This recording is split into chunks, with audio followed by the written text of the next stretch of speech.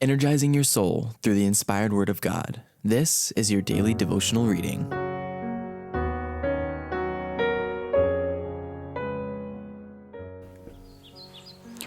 Our Daily Bread. Luther before the Diet. April 4th. God wills not that man should submit unto man. Oh, save to the rock that is higher than I, my soul in its conflicts and sorrows would fly.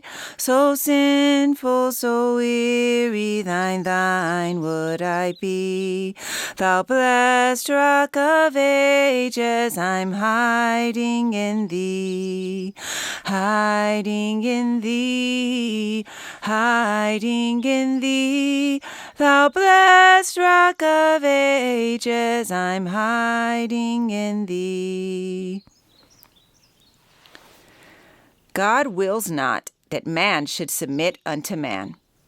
And Jesus answered and said unto him, Get thee behind me, Satan, for it is written, Thou shalt worship the Lord thy God, and him only shalt thou serve. Luke chapter 4, verse 8. Luther was soon commanded by the authority of the emperor to return home, and he knew that this notice would be speedily followed by his condemnation. Threatening clouds overhung his path, but as he departed from Worms, his heart was filled with joy and praise. The devil himself, said he, guarded the Pope's citadel, but Christ has made a wide breach in it, and Satan was constrained to confess that the Lord is mightier than he.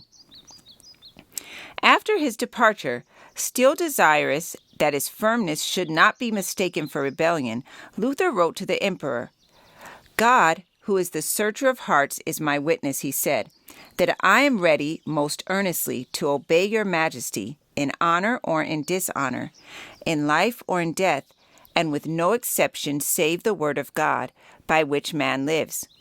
In all the affairs of this present life, my fidelity shall be unshaken.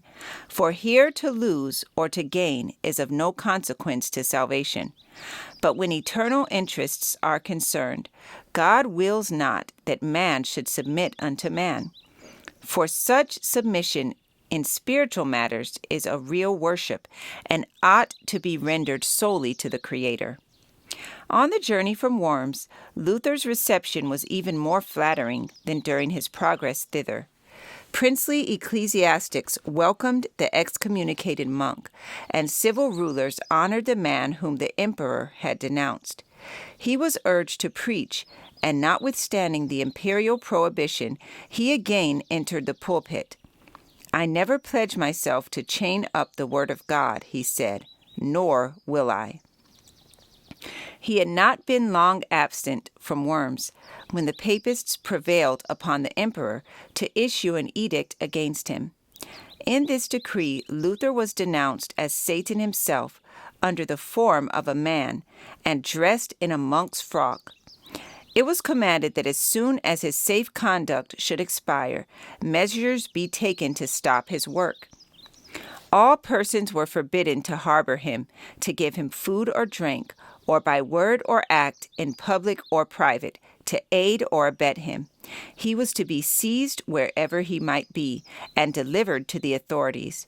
His adherents also were to be imprisoned, and their property confiscated. His writings were to be destroyed, and finally, all who should dare to act contrary to this decree were included in its condemnation. The Elector of Saxony and the princes most friendly to Luther had left Worms soon after his departure, and the emperor's decree received the sanction of the Diet. Now the Romanists were jubilant. They considered the fate of the Reformation sealed. This passage was taken from The Great Controversy, pages 166 and 167. Our Daily Bread, April 4th. I encourage you to be ye doers of the word and not hearers only. Thank you for listening, and be sure to join us tomorrow for your daily devotional reading.